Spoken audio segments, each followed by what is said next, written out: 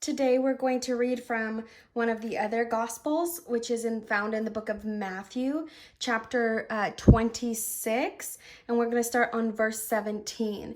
Basically, him and his friends got together, and they had one last dinner together, and because he knew his time was coming to die on the cross, and he just wanted one last time to remind his friends of what they should be doing. And so we're going to start on verse 17 and read that together, so follow along. On the first day of the festival of unleavened bread, the disciples came to Jesus and asked, "Where do you want us to make preparations for you to eat the Passover?" He replied, "Go into the city to a certain man and tell him, 'The teacher says, my appointed time is near. I am going to celebrate the Passover with my disciples at your house.'" So the disciples did as Jesus had directed them and prepared the Passover. When evening came, Jesus was reclining at the table with the 12, and while they were eating, he said, "Truly I tell you, one of you will betray me." They were very sad and began to say to him one after the other, "Surely you don't mean me, Lord." Jesus replied, "The one who has dipped his hand into the bowl with me will betray me.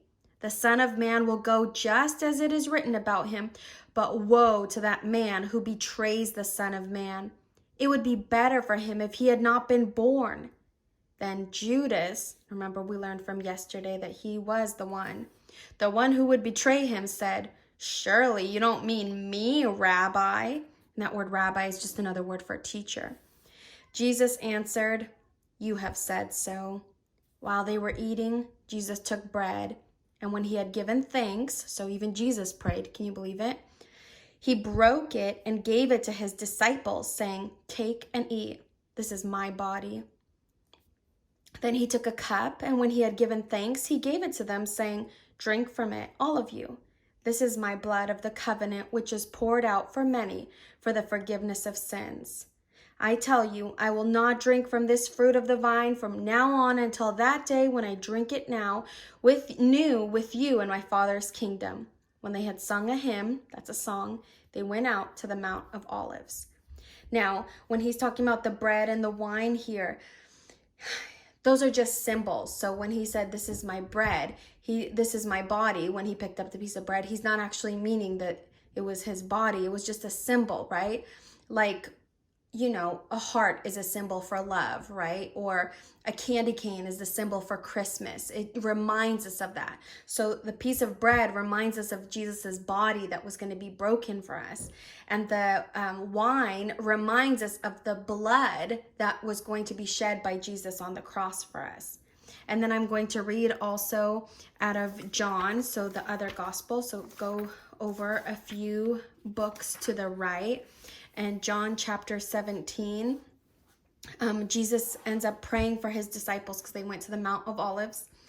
And he prays for his disciples, and then he prays for all believers. Guys, that's us. So this is him, Jesus, over 2,000 years ago, praying for us. And he says, "My prayer is not for them alone. I pray also for those who will believe in me through their message." This is the message. We're reading it. And a long, long time ago, Jesus was praying for us and saying, when we, Miss Kipko and all the second graders, read this message, I pray that they will believe in me also, that all of them may be one. Father, just as you are in me and I am in you, may they also be in us, so that the world may believe that you have sent me. I have given them the glory that you gave me, that they may be one as we are one, I and them and you and me, so that they may be brought to complete unity. Then the world will know that you sent me and have loved them, even as you have loved me.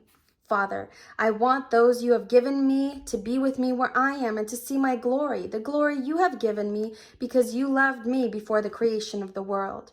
Righteous Father, though the world does not know you, I know you, and they know that you have sent me. I have made you known to them and will continue to make you known in order that the love you have for me may be in them and that I myself may be in them.